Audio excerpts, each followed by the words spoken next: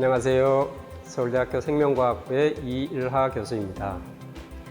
지금까지 4차례에 걸쳐서 생물학의 핵심 개념에 대해서 전달을 해드린 것 같습니다. 오늘은 그 개념들을 바탕으로 불교 철학, 업과 윤회, 그리고 열반에 대해서 생물학적으로 어떻게 이해할 수 있는지 한번 얘기를 해볼까 합니다. 삶의 의미가 무엇일까요? 제가 이런 질문을 던지는 이유는 제가 첫 강의에서 무생물을 고도로 정교하게 배열하면 그것이 바로 생명이다. 즉 생물과 무생물은 서로 다르지 않다라는 얘기를 했기 때문입니다. 생물이 무생물과 다르지 않다. 그럼 도대체 생명의 목적이 무엇일까요? 왜 생명체가 살아가는 거지? 이런 질문을 던지지 않을 수 없습니다. 이런 질문을 가지고 회의를 하신 분 중에 하나가 니체라는 18세기 독일 철학자이고요. 이분은 아마 그 유럽의 그런 어떤 부처 그런 사람으로 평가가 되고 있기도 한 것 같습니다. 니체에 따르면은 인간의 그 천부 인권설이라고 얘기를 하죠. 인간의 그런 어떤 존중, 인간 존중이 도대체 어디에서 근거를 한 거냐라는 걸 유럽 사회에서는 당시에 하늘이 제공한 권리다. 그래서 이제 천부 인권설이라고 얘기를 하죠. 하느님이 준 그런 권리이기 때문에 인간이 존중받아야지 된다. 그런 사고를 가지고 있었는데 니체는 신은 죽었다라고 얘기하면서 하나님의 존재를 부정을 하게 됩니다. 즉 하나님이라는 것이 허구라고 판단을 한 거죠. 그런 상황 속에서 천부 인권설이 이제 더 이상 자리를 잡을 기저가 없는 상태가 되게 됩니다. 그런 상태에서 니체는 그럼에도 불구하고 삶의 의미가 있다라는 것을 이제 설파한 것이 제가 이야기로 자라투스트라는 이렇게 말했다라는 책인 것 같습니다. 그 얘기를 이제 생물학적으로 어떻게 이해할 수 있을까라는 논의를 해볼까 하는데요. 불멸의 유전자 얘기를 아마 제가 이기적 유전자를 소개하면서 잠깐 했던 것 같습니다. 40억 년 지구에서 최초의 조상세포인 루카가 만들어졌을 것이다 라고 상상이 되고요. 그 루카 안에 복제 본능이 가래로서 존재를 한다라는 설명을 했습니다. 아마도 그 가래를 가진, 복제를 하고자 하는 욕망을 가진 유전자가 더 많은 유전자를 복제하기 위한 수단으로서 생명체를 만들어냈을 것이다 라고 얘기를 하고 있고요. 리차드 도킨스 교수는. 그리고 그 유전자가 더 많은 유전자를 낳기 위한 방편으로서 생명의 진화가 지금까지 꾸준히 쭉 이어져 왔을 것이다 라고 생각을 하고 있습니다. 말하자면 우리 생물체는 끊임없이 이 지구 생태계 내에서 생겼다가 없어졌다가 생겼다가 없어졌다가 생멸을 반복하고 있는 상황이지만 루카가 가지고 있었던 그 유전자는 불멸하는 계속해서 서로 다른 생물체의 몸을 따라서 이동해 와서 오늘에 이르렀다라고 생각이 됩니다. 그런 관점에서 무상해 보이는 이 지구 생태계에서 불멸하는 유전자가 있고 그 유전자가 불멸하는 이유가 복제를 하고자 하는 본성, 그 가래에서 비롯된 것이다 라고 생각이 됩니다. 다양한 생물체가 진화하는 과정에서 이러한 가래가 해소가 되었다가 다시 새로운 생명체가 나타나면서 가래가 나타나게 되고 또 그 가래가 해소가 되고 이 과정이 반복되는 그런 과정이 생명체의 진화가 아닌가라는 생각이 듭니다. 그런 관점에서 이제 생물학적으로 업과 윤회라는 걸 들여다보면 결국은 물리적인 법칙인 엔트로피 법칙에 지배를 받으면서 따라서 흐름으로 존재하는 생명체가 그 흐름 속에서도 끊임없이 무언가 이어져 나가는 그 이어져 나감 인연이 업에 의해서 이루어진 것이다 라고 생각을 할 수 있을 것 같습니다. 그러면서 끊임없이 이제 원소들이 모였다가 흩어졌다, 모였다가 흩어졌다. 그것이 이제 윤회의 과정이 아닌가라는 생각이 되네요.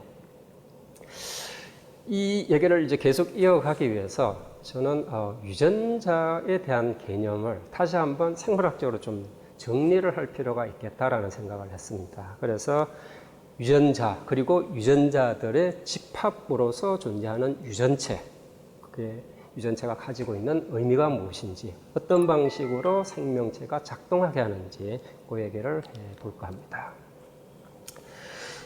인간은 금방 말씀드린 것처럼 화학 원소가 고도로 정교하게 배열된 것, 그것인데 그런 배열 속에서도 어떤 존엄성을 찾으려면 어디서 찾지? 유전자가 부여한 것인가? 뭐 이런 질문을 할 수 있을 것 같습니다. 그래서 이제 유전체에 대해서 한번 쭉 설명을 해보겠습니다. 2000년이 이제 시작이 되면서 클린턴 당시 대통령이 인간 유전체 프로젝트가 1차적으로 완료되었다라고 발표를 했다고 했습니다. 그리고 그때 1차적으로 발표가 되었을 때 인간 유전체 안에 있는 정보, 그게 염기 서열의 정보이고 그 염기 서열을 쭉 풀어서 쓰면은 30억 개의 염기 서열이었다라는 걸 보여주었다고 얘기했습니다. 근데 그 30억 개의 염기 서열이 그냥 한 줄로 쭉 연결되어 있는 것은 아닙니다. 몇 개의 단위로 나뉘어져 있는데요. 그 단위가 염색체입니다. 사람은 46개의 염색체로 이루어져 있다라는 얘기를 지난 시간에 했습니다. 그리고 그 46개의 염색체라는 건 사실은 이배체이기 때문에 23쌍으로 이루어졌다라는 얘기도 했고요. 그 염색체 한 개의 긴 염기서열 사슬입니다. 그러니까 인간의 유전체 30억 염기상이 어떻게 나뉘어져 있느냐? 23개의 염색체 더하기 인간은 성염색체를 가지고 있죠. X와 Y 염색체를 가지고 있으니까 정확하게는 22개 더하기 X 더하기 Y 해서 24개의 염색체 단위로 30억 염기상이 나뉘어져 있습니다. 그게 무슨 의미냐? 그걸 이제 설명하기 위해서 제가 좀 기발한 상상을 했습니다. DNA 사슬을 우리 눈에 보이게끔 한번 해보면 어떨까? 이런 상상을 했고요. 우리 눈에 보이게끔 하려고 계산을 하다 보니까, DNA 지름이라 하면 DNA 사슬의 요 폭을 얘기합니다. 그게 워낙은 2나노미터입니다. 우리 눈에 보이지 않죠? 그 2나노미터를 4cm 두께로 확대를 해버리면 꽤 굵은 그런 밧줄 같은 형태가 되겠죠. 그런 상태로 확대를 하면 꽤 많은 걸 설명할 수 있습니다. 일단 인간의 전체 유전체 30억 염기상, 그게 지구 한 바퀴를 두를 수 있는 거리가 됩니다. 대략 한 4만 킬로쯤 되더라고요.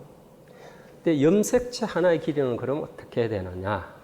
물론 이제 염색체마다 제각각 길이가 다 다릅니다. 사람의 일반적으로 염색체의 번호를 이제 매기게 되는데 그 번호를 매기는 생물학자들의 기준은 제일 긴 걸 1번, 그 다음 긴 거 2번, 그 다음 긴 거 3번 이런 식으로 쭉 배열을 합니다. 그래서 사람의 염색체는 1번부터 22번까지 길이에 따라서 긴 것부터 짧은 것까지 쭉 배열이 되고 그 다음에 X 염색체, Y 염색체로 나뉘어져 있습니다. 그래서 염색체마다 길이가 조금씩 다 다르긴 하지만 어쨌든 평균적으로 염색체의 길이를 우리가 계산을 해볼 수 있습니다. 그 평균적인 염색체의 길이는 대략 한반도의 장축 길이쯤 됩니다. 한 1000km쯤 되죠. 제가 이 얘기를 왜 하느냐? 유전자라는 걸 개념적으로 조금 이해시키기 위해서 이 얘기를 하고 있습니다. 한반도 장축점 되는 염색체 하나 안에 대략 1000개 정도의 유전자가 들어가 있습니다. 그리고 그 1000개의 유전자 하나하나를 들여다보면 물론 유전자마다 또 이제 길이가 제각각 다르긴 하지만 평균적으로 봤을 때 한 개의 유전자는 길이가 한 100m쯤 됩니다. 이제 약간 유전자라는 것이 시각화되게 되죠. 유전자 하나가 100m쯤 되고요. 그 다음에 유전자가 바로 이웃한 유전자랑 붙어 있지는 않습니다. 일정한 간격 떨어져서 새로운 유전자가 나타나게 됩니다. 얼마나 떨어졌느냐? 대략 600m 간격으로 유전자들이 나타납니다. 그 600m라고 계산을 해보니까 서울 시내 버스 정류장 거리가 대략 500m쯤 되는데 비슷하네 라는 생각이 듭니다. 그러니까 맞습니다. 여러분들이 길을 가시다가 100m 정도 유전자 지나고 나면 이제 버스 정류장 거리만큼 쭉 가시다 보면 이제 새로운 유전자가 나타나게 됩니다. 유전자를 이제 머릿속에 좀 이제 개념화 시킬 수가 있죠. 이런 유전자들이 모여 있는 유전체, 그 유전체가 담고 있는 정보가 뭐냐? 처음 2000년에 인간 유전체 프로젝트가 이제 발표되고 난 다음에 많은 생물학자들이, 저도 해당이 됩니다, 그런 질문을 받습니다. 도대체 그 지놈 프로젝트가 끝이 나서 다 해독이 됐다는데 그 유전체가 도대체 뭐예요? 라는 질문을 많이 받았습니다. 그 당시 제 기억으로 많은 생물학자들이 유전체라는 거는 있잖아, 한 생물체가 만들어지는데 필요한 설계도 같은 거야, 혹은 청사진 같은 거야 라는 설명들을 해왔던 것 같습니다. 근데 이 청사진이라는 비유 혹은 설계도라는 비유가 저같이 발생학을 공부하는 유전학자들한테는 굉장히 불편한 비유입니다. 물론 직관적으로 이해할 수 있는 비유이긴 하지만 생물학적이지 않은 비유다라고 얘기를 할 수 있습니다. 그럼 청사진이 아니면 유전체는 도대체 뭐냐? 유전체는 종이 접기 방식을 제공하는 정보입니다. 지금 제가 두 개의 이 종이 접기 그를 보여주고 있는데, 하나는 학이고 하나는 메뚜기입니다. 종이학은 제 기억으로 초등학교 때 제가 접을 수 있었던 것 같아요. 이 종이학을 어린아이에게 이제 만드는 방법을 가르친다 생각을 해봅시다. 어떤 방법이 있을까요? 크게 봐서 두 가지 방법이 있습니다. 하나는 청사진 방식, 설계도 방식입니다. 설계도 방식이 어떤 방식으로 종이학을 만들게끔 하는 거냐? 날개의 길이는 대략 얼마쯤 되고, 이 삼각형의 각도는 얼마쯤 되어야 하며, 꼬리는 얼마나 이제 뾰족하게 만들어져야지 되고, 모든 걸 일일이 다 기록을 해서 정보를 제공하는 방식입니다. 뭐 이런 방식이 되는 거죠. 비행기 만들려고 하는데 우리는 청사진 설계도를 만들어 가지고 그걸 가지고 비행기를 만들어 내게 됩니다. 자, 이런 방법으로 아이에게 종이학을 만들게 했다고 합시다. 그 아이가 종이학을 만들 수 있을까요? 아마 그 아이의 반응은 대뜸 이렇게 될 겁니다. 와, 저걸 만들어내서 당신 신의 손을 가졌네? 라는 얘기를 할 것 같습니다. 종이학 굉장히 쉽습니다. 그죠? 어떻게 만들죠? 종이 접는 순서를 알려줍니다. 종이를 처음에는 반으로 접고, 그 다음엔 4분의 1로 접고, 이렇게 접고, 이렇게 접고, 막 순서를 알려주면은, 제 기억에도 뭐 제가 한 두세 번 시도를 하고 난 다음엔 바로 종이학을 만들 수 있었던 것 같습니다. 종이학 하나가 저렇게 쉽게 만들어질 수도 있고, 그렇게 어렵게 신의 창조물처럼 보일 수도 있습니다. 유전체에 들어있는 정보가 사실은 정확하게 저런 종이 접기 방식에 해당이 됩니다. 순서도 방식으로 정보가 들어가 있습니다. 이런 순서도 방식이다라는 것을 우리 생물학자들은 사실은 연구를 통해서 알게 된 겁니다. 그 연구에 아마 가장 큰 역할을 하신 분이 독일 여성과학자인 니슬라임 볼하트라는 분인데요. 이분이 초파리 배발생 과정을 연구하면서 그 공로로 노벨상을 받으신 분입니다. 그러니까 여성과학자의 뭐 대부점 되는 분이라고 저는 생각이 되는데요. 이분이 이제 초파리 배발생이 어떻게 일어나는지를 연구하기 위해서 다양한 유전자들을 찾아내고, 사실은 돌연변이체를 찾아낸 거죠. 돌연변이체를 찾아내고 그 돌연변이체의 원인 유전자를 찾아내고, 그러면서 순서도 방식으로 배발생이 진행이 된다라는 사실을 밝혀내게 됩니다. 초파리를 잠깐 설명을 드릴게요. 초파리는 체절을 가지고 있는 절지동물입니다. 근데 그 체절이 유충인 상태에서부터 사실은 그 체절의 형태가 조금씩 이제 세분화되기 시작을 하는데요. 유충인 상태에서 이 그림을 보시면 흉부에 해당하는 대략적인 3개의 영역, 그 다음에 복부에 해당하는 대략적으로 한 8개의 영역, 그 다음에 머리 쪽에 해당하는 몇 개인지 모르겠지만 하여간 영역들이 나타납니다. 그리고 그게 이제 자라가면서 이제 포백이라는 과정을 거치면은 이렇게 띠 형태가 나타나서 이제 눈으로 드러나게 되고요. 저게 유충이 되게 되면은 머리 부위 3개의 흉부, 8개의 복부가 나타나는 체절 동물입니다. 그런 체절들이 어떻게 형태가 만들어지는지 그거를 이제 연구하신 분이 니슬라임 볼 하트 박사이고요. 첫 단계 우리가 종이를 접을 때 처음엔 반으로 접잖아요. 그 반으로 접는 행위에 해당하는 유전자가 초파리에서는 비코이드 나노스에 해당하는 두 유전자입니다. 비코이드는 이 유충의 앞부분, 초파리의 앞부분을 제대로 만들어내는데 필요한 유전자이고 나노스는 반대로 뒷부분이 제대로 발생되게끔 하는 유전자입니다. 그래서 비코이드라는 유전자가 망가지면 앞부분이 뭉개진 배발생이 진행이 되게 되고요. 나노스 유전자에 돌연변이가 있게 되면 뒷부분이 뭉개진 그런 배발생이 일어나게 됩니다. 그래서 첫 과정을 비코이드와 나노스라는 전사조절 단백질이 발현이 되어서 작동을 하면서 이 R세포, 수정란은 한 개의 세포이거든요. 그 한 개의 세포를 대략 한 4등분으로 구획을 만들어 놓게 됩니다.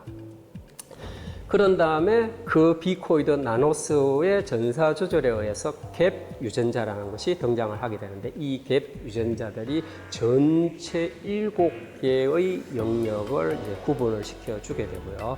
이후에 페어룰 유전자라는 것이 작동을 하면서 이 각각의 체절 부위의 형태가 보다 분명해지게끔 만들어줍니다. 그 다음에 세그먼트 폴라리티즌 혹은 체절 극성 유전자라는 것들이 이 각 체절마다 앞과 뒤, 각 체절마다 앞과 뒤 그거를 다 만들어주게 됩니다. 이후에 체절 정체성 유전자가 작동을 해서 각 체절의 정체성을 결정해 줍니다. 즉, 각 체절에 필요한 여러 가지 조직과 기관을 만드는 역할을 하게 됩니다. 이 체절 정체성 유전자가 지난 시간에 진화 얘기를 하면서 잠깐 설명을 했던 호메오 유전자 혹은 혹수 유전자에 해당이 되는 겁니다. 이 유전자들이 이제 동물들에 있어서는 각각의 신체 기관들의 형태를 결정해주는 역할을 하게 됩니다. 지금 이런 초파리 배발생 과정을 우리가 분석함으로 해서 뭘 알 수 있느냐? 배발생이 순서에 따라서 진행이 되는 과정이구나 라는 걸 보여주고 있습니다. 왜 배발생 과정이 순서도에 따라서 진행이 되는지를 직관적으로 이해시키기 위해서 제가 국립출판사의 도움을 받아서 저라는 사람의 초상화를 그릴 때 어떻게 그릴 거냐를 보여주는 그림을 그렸습니다. 보시면 인물을 그릴 때 처음부터 각 부분을 세밀하게 그리지 않습니다. 즉 눈과 코와 입을 굉장히 정확하게 그림을 처음부터 그리지 않습니다. 그림을 그릴 때는 일단 전체적인 구도를 잡아서 대략적으로 그리고 그 다음에 조금씩 디테일하게 묘사를 하게 되죠. 그게 배발생 과정의 순서도 방식이 그렇다라는 것입니다. 그렇게 차근차근 순서대로 처음에는 4개의 영역, 그 다음에 7개의 영역, 그 다음에 14지역 이런 식으로 차근차근 순서대로 발생을 시켜야 전혀 엉뚱한 기관이 잘못된 자리에 그려지는 그런 불균형을 피할 수 있다 이거죠. 그러니까 순차적 전사 조절에 의해서 배발생이 진행이 되게 됩니다. 이제 유전체 속의 정보를 이제 좀 총괄을 해볼게요. 유전체 속에 들어있는 정보는 순서의 정보라고 얘기를 했는데 유전체 속에는 순서에 대한 정보만 들어있는 게 아니고 지난 시간에 말씀드린 것처럼 2만 개의 유전자 정보가 들어가 있습니다. 그걸 좀 비유적으로 제가 설명하기 위해서 조립형 로봇 그림을 가지고 왔는데요. 조립형 로봇 박스를 받아보면은 그 안에 2가지가 반드시 들어있습니다. 하나는 로봇의 부품들이 들어가 있고요. 플라스틱입니다. 그 다음에 하나는 그 부품들을 어떻게 조립을 해야 하느냐 하는 조립의 순서도가 들어가 있습니다. 그건 종입니다. 그러니까 요 비유에서 꽤 적절한 유전체의 비유인 것 같은데 요 비유에서 차이가 하나 있습니다. 유전체 속의 정보는 유전자 목록 2만 개 더하기 유전자 발현 순서에 대한 정보가 들어가 있는데 2개가 같은 염기 서열이라는 형태를 가지고 있다는 겁니다. 조립형 로봇의 경우에는 플라스틱과 종이 서로 재질이 틀리죠. 유전체에 들어있는 유전자 목록에 대한 정보와 유전자 발현 순서, 즉 순서도의 정보는 똑같은 염기서열 형태로 들어가 있습니다. 그게 이제 차이가 있죠. 이게 유전자인 것과 유전자 발현 순서에 대한 정보인 것을 구분해낼 수 있느냐? 물론 이제 맨눈으로 구분해낼 수 있는 그 학자들은 거의 없을 겁니다. 저도 이게 염기서열 보여주고 이게 유전자야, 유전자 발현 순서야라고 그러면 모릅니다. 하지만 컴퓨터에 집어넣어 보면은 프로그램으로 돌려보면 아 여기까지가 유전자고요, 여기는 유전자가 아닌 부위입니다라고 얘기를 할 수 있습니다. 그러니까 그런 정보들이 구분이 되지 않는 상태로 들어가 있지만 분석을 하면 여기가 유전자 목록, 여기가 발현 순서에 대한 정보, 뭐 경우에 따라서는 아무런 정보가 없다고 생각되는 부위도 있습니다. 그것들이 이제 섞여져 있는 형태로 유전체의 정보들이 들어가 있습니다. 그래서 유전체를 단적으로 정의하기는 쉽지는 않습니다. 그래서 저희들이 좀 애매모호하게 한 생물체가 가지고 있는 유전 정보의 총합 이렇게 표현을 합니다. 그 총합이라는 의미 안에는 유전자 목록에 대한 정보와 유전자 발현 순서에 대한 정보 두 가지 정보가 들어가 있음을 의미합니다. 이제 순서에 의한 정보라는 걸 이제 최근에는 단세포 전사체 분석이라는 굉장히 미묘한, 굉장히 복잡한 분자생물학적 기술과 생물 정보학이라는 그 빅데이터라고 얘기를 하죠. 그 빅데이터를 처리하는 방식을 합해서 이런 단세포 전사체 분석 결과를 보여주고 있습니다. 어떻게 이런 일을 하는지 잠깐 간단하게 좀 설명을 해보겠습니다. 이건 성게알 하나가 수정란인데 이게 이제 세포 분열을 하면서 여러 개의 세포로 이제 나날이 일어나는 과정을 보여주고 있고요. 저 과정이 이제 지속되면서 가운데가 비는 것을 볼 수가 있습니다. 저거를 이제 포배기라고 하고요. 모든 동물은 다 가운데가 비는 포배기 상태를 거치게 됩니다. 저런 포배기 상태 이후에는 바깥쪽에 한 층으로 있던 표피 세포들이 안으로 말려 들어가면서 자루를 만들어내는데 그걸 낭백이라고 하고요. 이후에 이제 신경절이 만들어지고 뭐 이게 복잡한 그런 어떤 발생의 경로를 거치게 됩니다. 그러니까 모든 동물들은 포배기, 낭배기를 이제 거치는 이 과정을 진행을 하게 되는데요. 이 배발생 중인 세포 하나하나를 떼어다가 그 안에 어떤 유전자들이 발현되는지를 들여다본 것이 단세포 전사체 분석입니다. 결과를 이제 조금 보여드리면은 이런 형태로 생물 정보학을 하는 사람들, 이렇게 이제 구현을 하면은 배발생 과정이 이해가 될 거야 라고 보여주고 있습니다. 지금 빨간색이 막 번쩍번쩍 하다가 핑크빛이 번쩍번쩍하고 뭐 이렇게 되죠. 꽤 복잡하게 이제 유전자 발현 패턴의 변화를 이제 세포들이 세포 분열을 하면서 어떻게 이런 유전자 발현 변화가 일어나는지를 보여주고 있는데 저거 보고 너는 저게 무슨 정보인지 이해하느냐라고 물어보시면 저도 잘 모릅니다. 워낙 생물 정보학의 데이터들은 빅데이터이기 때문에 저걸 이제 UMAP 분석이라고 그래서 자기네들 나름으로 이제 보여줄 수 있는 최선을 다해서 보여주는 것인데 저같이 이제 전통 발생학을 공부했던 사람은 저 생물 정보학의 데이터는 직관적으로 이해가 잘 안 됩니다. 안 됨에도 불구하고 직관적으로 여러분들이 느끼실 수 있는 게 하나 있습니다. 뭐죠? 배발생이 진행되는 동안 굉장히 다이나믹하게 유전자 발현 패턴의 변화가 일어나는구나 라는 건 이 동영상으로도 충분히 짐작을 하실 수 있습니다. 저런 굉장히 다이나믹한 그런 어떤 유전자 발현 순서의 변화에 의해서 생물체가 만들어지게 됩니다. 이제 유전체 얘기를 이제 조금만 더 이어가 볼게요. 제가 이 얘기를 계속하는 이유가 불멸의 유전자, 걔가 생명의 존엄성을 제공을 하는 것인가 라는 질문에 대해서 저도 답은 없지만 여러분들이 한번 생각해 보시라고 계속해서 유전자의 의미에 대해서 설명을 하고 있는 것입니다. 사람의 유전체 전체를 2000년에 밝히고 난 다음에 그 다음에 가장 먼저 궁금했던 게 그럼 인간과 침팬지는 굉장히 이 인척 관계에 해당하는 동물인데 침팬지의 유전체는 어떨까 궁금했습니다. 둘이 이제 비슷할 거라고 생각을 하고 인간의 유전체가 이제 이미 밝혀졌으니까 그거를 레퍼런스로 삼아서 쉽게 밝혀낼 수 있는 것이라는 장점도 있고 무엇보다 인간과 동물, 지적인 생명체와 동물이 어떻게 다른가가 누구나 다 궁금했기 때문에 침팬지의 유전체를 분석을 하게 됩니다.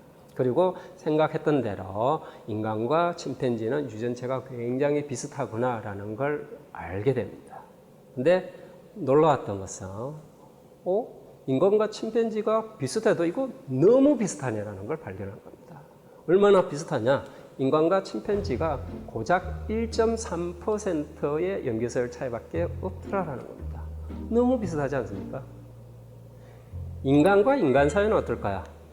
인간과 인간 사이라고 얘기를 하니까 갑자기 왜 인간 유전체가 뭐 여러 개야? 생각을 하실 수도 있을 것 같은데 인간 유전체가 여러 개입니다. 사실은 우리가 인간 유전체 프로젝트를 통해서 올려놓은 유전체는 한 5명 정도 사람의 유전체를 이제 평균적으로 해가지고 올려놓은 것이고요. 그 유전체하고 제가 가지고 있는 유전체 염기서열이 100% 같을 수가 없습니다.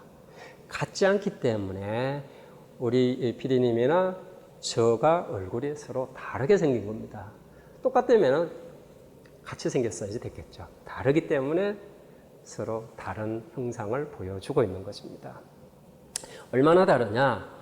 물론 이게 이제 평균적인 얘기이긴 합니다만 사람과 사람 사이의 평균적인 유전체 차이는 0.1% 정도 됩니다. 0.1%. 저는 이 숫자를 들여다보면서 이런 생각을 하게 됩니다. 인간과 동물을 가르는 기준이 0.1과 1.3% 그 사이 어디쯤 있는 거구나 라는 생각을 하게 됩니다. 맞는 얘기인가요? 맞는 얘기이면서도 또 딱히 맞지 않는 얘기 같기도 합니다. 이 1.3%의 차이, 그 차이가 도대체 어디에서 오는 거냐라는 걸 좀 되새겨 볼 필요가 있을 것 같습니다. 1.3%의 차이가 굉장히 중요한 염기서열 부위에 차이가 나타나게 되면 인간과 동물을 구분할 수 있게 되는 것이 아닌가라는 생각을 하게 됩니다. 이걸 어디에 비유를 할 수 있느냐? 제가 종이접기 사례를 들었는데요. 종이접기를 할 때 똑같은 종이를 가지고 어떻게 접느냐에 따라서 종이학이 되기도 하고요. 개구리가 되기도 합니다. 보셨죠? 어떻게 접느냐.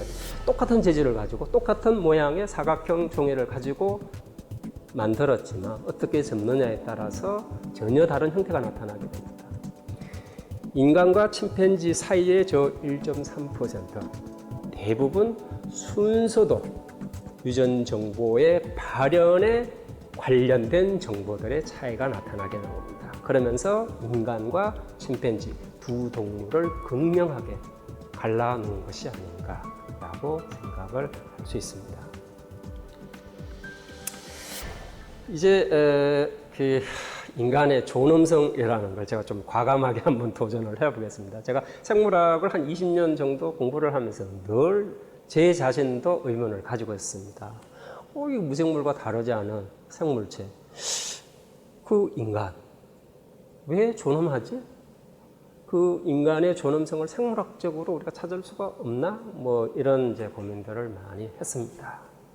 그러니까 기계론적인 관점, 무생물이 정교하게 배열이 되면 그게 생물이 되는 거다라는 이런 관점을 제가 가지고 있으면서도 인간의 존엄성을 얘기할 수 있는 이유, 그게 무엇일까를 이제 생각을 해보았는데 크게 두 가지 이유를 찾을 수 있을 것 같습니다. 첫 번째는 모든 인간 하나하나가 희소한 가치다라는 생각이 듭니다. 얼마나 희소한 가치냐? 우리 인류가 대략 한 20만 년 동안 이 지구상에서 살아왔는데 그 살아온 인구 하나하나를 대략 계산을 해보면 제가 이걸 우리 대학원생한테 적분법을 도입을 해가지고 계산을 시켜봤습니다. 계산을 시켜봤더니 대략 한 1000억 명 정도 되더라고요. 지금까지 이 지구상에서 살아왔던 인간 하나하나를 다 세우면 대략 한 1000억 명 정도 됩니다. 근데 이 1000억 명, 그리고 앞으로 태어나게 될 무수히 많은 인간, 수천억 명. 아무리 뒤져봐도 내가 가진 이 유전체, 그 독특한 조합을 가진 인간은 나밖에 없다는 겁니다. 저뿐만 아니고 여러분들도 마찬가지입니다. 여러분들이 가지고 있는 유전체는 유일하게 여러분들만 가지고 있습니다. 그런 희소성 때문에 여러분들은 존엄한 존재다라는 생각이 듭니다. 그리고 그런 희소한 유전체, 그냥 내버려두면 안 되니까 그 유전체가 가지고 있는 무한한 가능성, 그거를 수행을 통해서 여러분들이 대단한 그런 어떤 인간으로 키워나가야 될 의무가 있습니다. 그 얘기를 이제 좀 하면서 이 전체 강의를 마무리를 지으려고 합니다. 왜 인간이 희소한가? 그 얘기를 한번 해볼게요. 왜 인간의 유전체가 희소하냐 하면은 감수분열이라는 과정 때문에 나타나는 독특한 생물학적인 현상 때문에 인간들이 희소해지게 됩니다. 감수분열이라는 건 제가 앞 시간에 그 배수체, 세대교본 얘기를 하면서 아주 잠깐 얘기를 했습니다. 우리 인간은 인간을 포함한 고등동물들은 다 이배체 생물체입니다. 이배체 생물체라고 하면 사람의 경우 46개의 염색체인데 사실은 이게 23쌍의 염색체라고 얘기를 했습니다. 그리고 23개는 어머니한테서 받은 거고 23개는 아버지한테서 받은 거라고 말씀을 드렸습니다.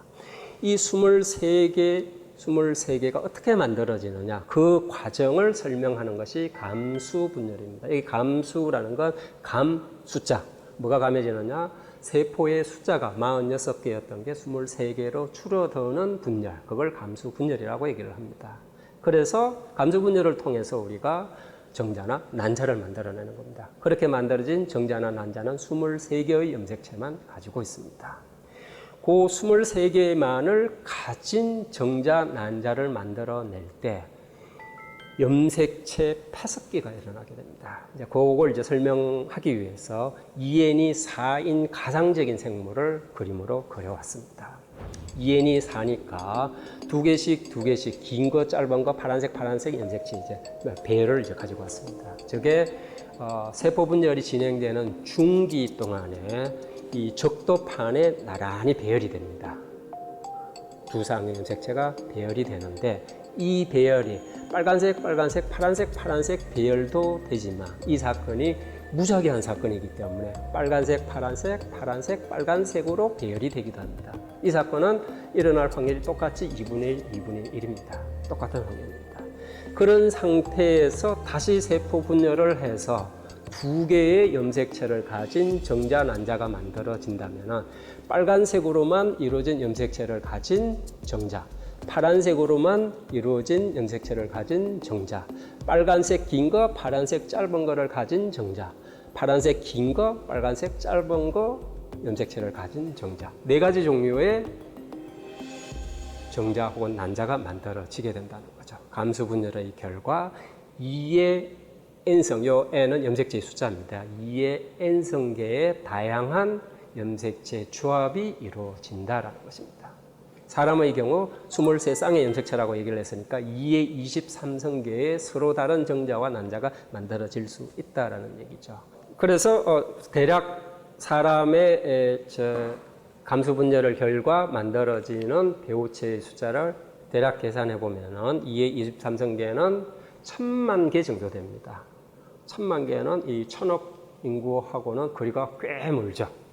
근데 1000만 개에 또다시 1000만을 곱해야 됩니다. 왜냐하면은 정자의 저조합과 난자의 저조합이 수정란이 만들어질 때 합해지니까 1000만 곱하기 1000만 해서 대략 정자, 난자가 합해지면 한 10조 개쯤 된다고 합니다. 10조 개. 충분히 큰 숫자이죠. 충분히 큰 숫자인데 그보다 사실은 훨씬 더 다양한 배우체가 만들어지게 됩니다.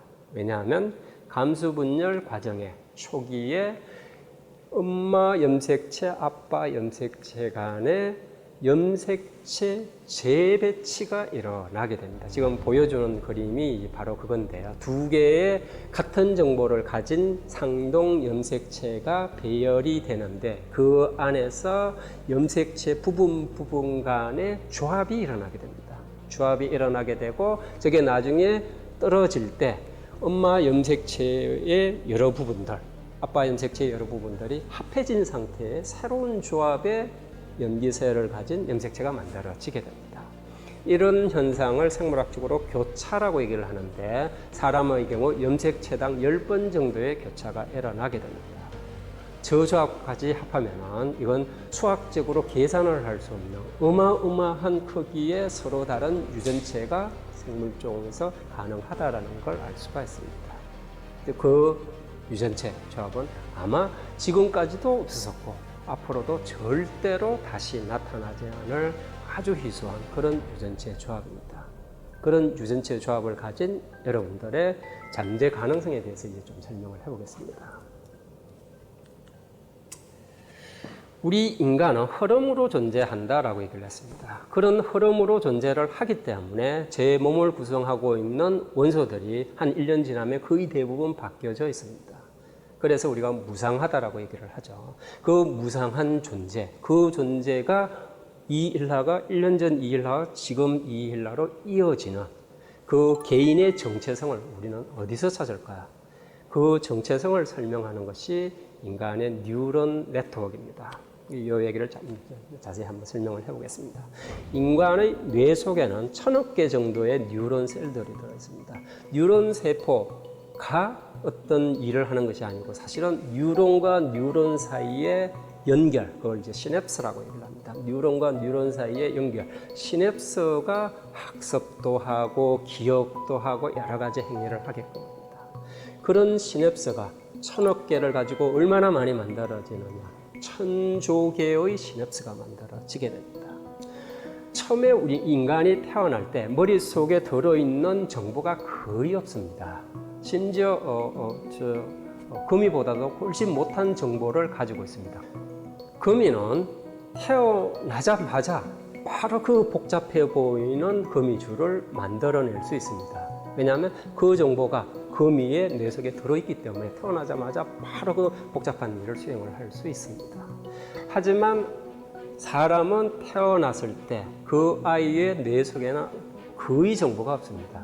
유일하게 할 수 있는 게 손을 뻗치거나 입으로 엄마의 젖꼭지를 빨거나 뭐 그 정도의 굉장히 단순한 행동밖에 못합니다. 아무런 정보가 없기 때문입니다. 비유를 하자면 인간은 저런 스코보드와 같은 형태로 태어난다라고 얘기를 할 수 있습니다. 근데 저 스코보드가 어떤 조각가가 다듬느냐에 따라서 이런 조각이 될 수도 있고요. 혹은 비너스와 같은 조각이 될 수도 있습니다. 굉장히 다른 형태의 예술품이 만들어질 수 있다 이겁니다. 인간의 학습, 기억과 학습의 본질이 뉴런 네트워크이고 이 뉴런 네트워크는 아이가 태어나서 자라면서 자기가 경험하고 자기가 학습하고 자기가 수련한 것에 따라서 다양한 형태의 뉴런 네트워크가 만들어질 수 있는 것입니다. 이 뉴런 네트워크가 바로 기억과 학습의 본질이다라는 사실을 최근 이제 신경과학자들이 밝혀내기 시작을 했고요. 이런 뉴런 네트워크, 여러분들 머릿속에 들어있는 그 네트워크가 인간 정체성의 본질입니다. 그리고 그 뉴런 네트워크는 여러분들의 노력에 의해서 여러분들이 획득한 것입니다. 이러한 인간의 정체성, 그 정체성이 때로는 악인으로 나아갈 수도 있고요. 때로는 굉장히 훌륭한 위인으로 나아갈 수도 있습니다. 근데 그걸 어떻게 바로 할 수 있느냐? 바로 할 수 없습니다. 굉장히 다양한 유전체들이 있고 그 다양한 유전체들이 어떤 잠재력을 가지고 있는지 사실은 우리가 짐작도 할 수 없습니다. 경우에 따라서는 박세리나 박찬호나 혹은 손흥민이와 같은 그런 뛰어난 운동선수가 될 수도 있을 테고요. 또 경우에 따라서는 어떻게 수련을 하느냐에 따라서 아인슈타인과 같은 과학자 혹은 왓슨과 같은 과학자가 될 수도 있을 테고요. 경우에 따라서는 아주 나쁜 인간으로 나아갈 수도 있을 것입니다. 어떤 결과를 얻게 될 것이냐라는 건 여러분들의 노력에 따라서 여러분들을 성취해 나가는 것이다 라고 얘기를 할 수 있습니다.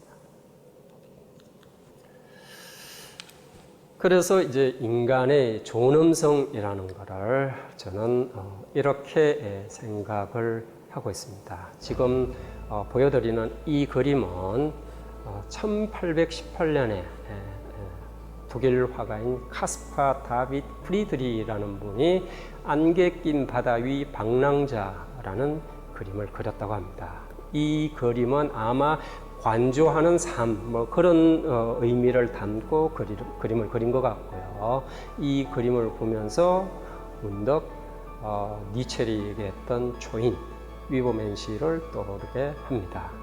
실제로 이 자라투스트라는 이렇게 말했다라는 책을 옛날에 번역을 할 때 이 그림을 표지로 썼다고 합니다.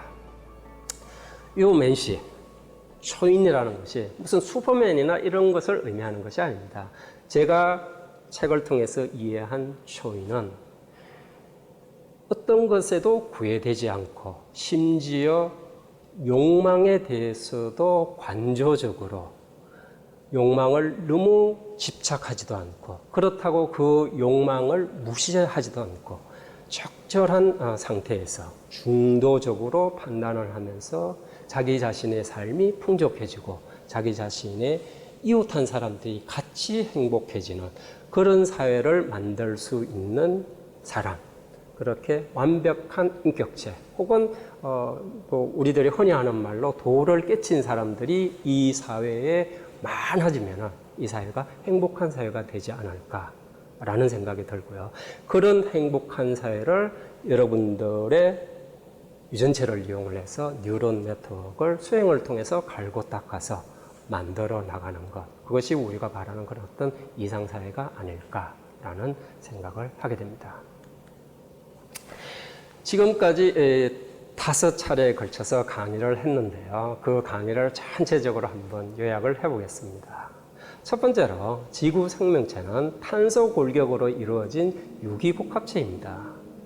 그리고 생명의 여러 가지 특성, 그거는 물질의 창발성에서 기인합니다. 물질들이 정교하게 모여서 배열이 되면 어느 순간 세포라는 생명성이 나타난다는 얘기입니다. 금방 말씀드린 것처럼 생명활동의 근원은 단백질이라고 말씀을 드렸고요. 꽤 다양한 기능들을 하고 있습니다. 단백질에 의해서 저희들이 호흡도 하고요. 단백질에 의해서 광합성이라는 과정을 통해서 이산화탄소를 유기물로 전환을 하기도 하고요. 혹은 단백질을 통해서 꽃이 피기도 하고 혹은 단백질을 통해서 우리가 사물을 인식을 하기도 합니다. 그런 단백질이 어떻게 만들어지느냐, 그 단백질 합성에 대한 정보가 DNA에 들어있고 그 DNA가 전체가 모여있는 것이 유전체다라는 얘기를 했습니다. 물질의 흐름으로 존재하는 생명체, 그럼에도 불구하고 흐름인데 1년이 지나나 2년이 지나나 저라는 사람의 형태가 크게 바뀌지 않는 이유, 제 안에 내적 질서가 유지되는 이유가 물질 대사에 의한 것이다 라고 말씀을 드렸고, 그 물질 대사의 복잡한 그 생화학 회로 전부 다 해봐야 한 2,500여 가지 정도 분자밖에 안 된다라는 말씀을 드렸습니다.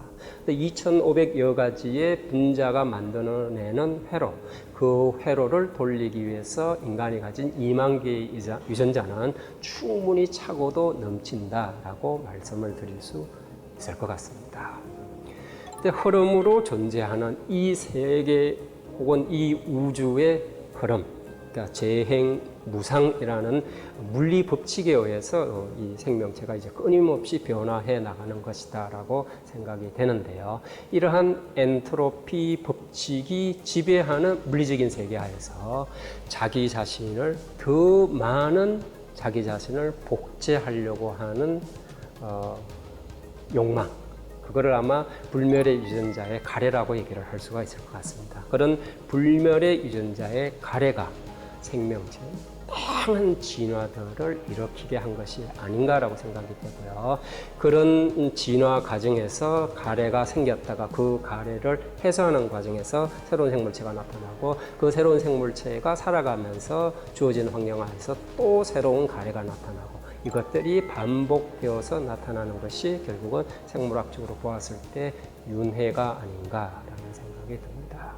그리고 마지막으로 제가 조금 무리하게나마 인간의 존엄성과 수행을 해야 할 생물학적인 근거에 대해서 말씀을 드렸습니다.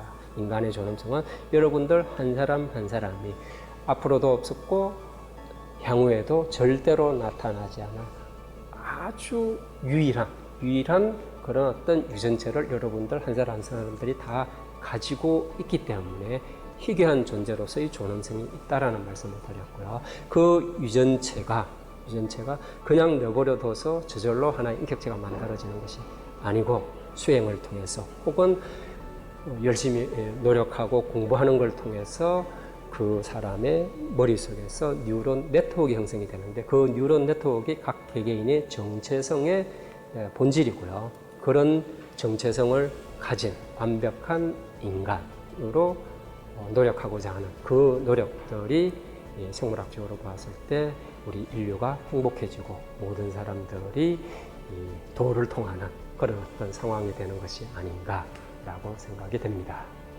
이제 제 강의를 마치려고 하고요. 마지막으로 제게 부족한 불교 철학을 이해하게 해주신 두 분이 있어서 이 자리를 빌어 감사를 드리고 싶습니다.